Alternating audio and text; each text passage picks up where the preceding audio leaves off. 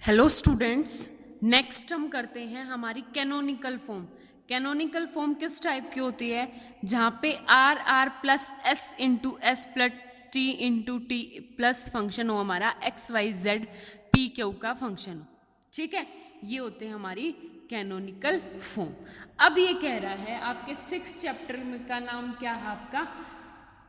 Classification and canonical form of second order linear partial differential equation.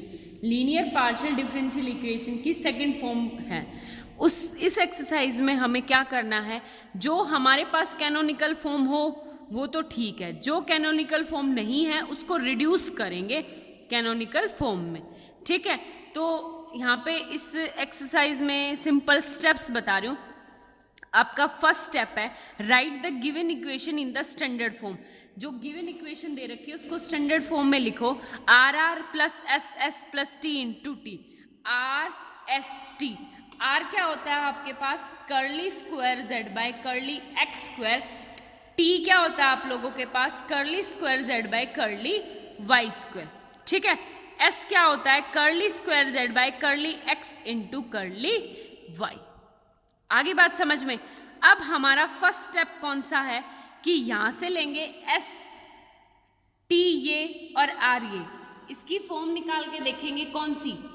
S square minus 4RT।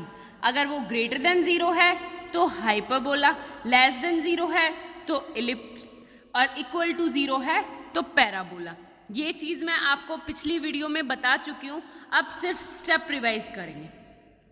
ठीक है, second step है कि आप function पीछे वाले को छोड़ो, हमें सिर्फ चाहिए आर एस टी। तीनों को लेके एक क्वाड्रेटिक इक्वेशन बनाओ। कैसे? R lambda square plus s lambda plus t equal to 0। Quadratic equation है तो इसके कितने रूट होंगे? 2 रूट होंगे।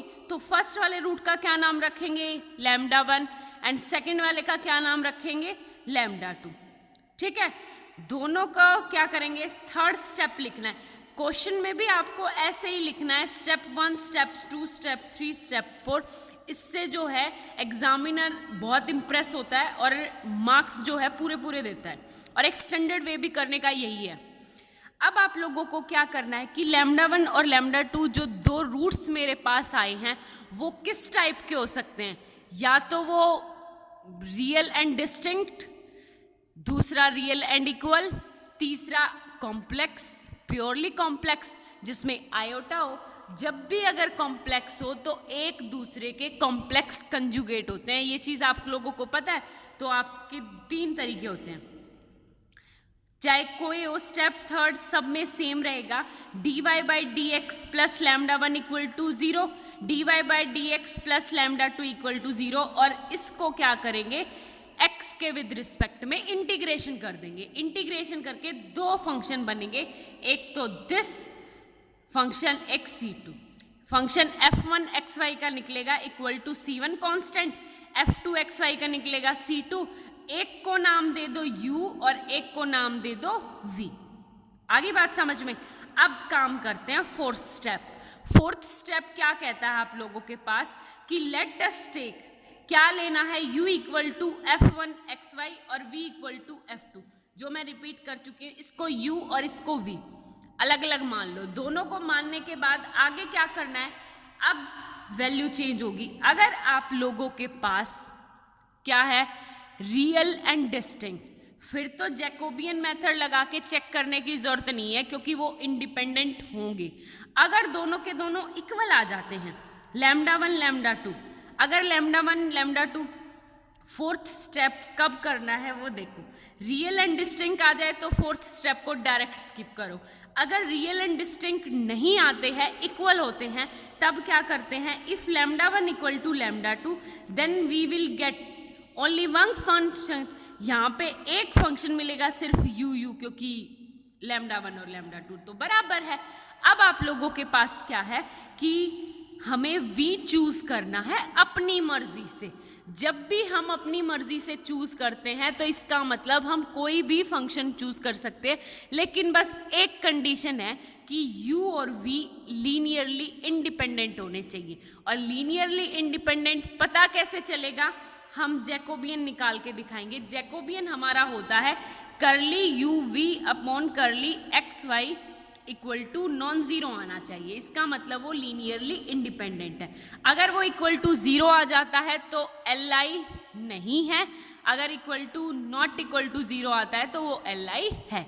अब इसका करने का कैसे मेथड है, कर्ली जैकोबियन निकालेंगे। क्या होता है डिफरेंशिएशन किसका, curly u by curly x curly u by curly y curly v by curly x curly v by curly y. ठीक है, ये निकाल के और फिर डिफरेंशिएशन डिटर्मिनेंट निकाल देंगे, डिटर्मिनेंट फॉर्म में पुट करेंगे। अगर मेरा डिटर्मिनेंट इक्वल टू जीरो आ जाता है तो लीनियरली इंडिपेंडेंट नहीं है।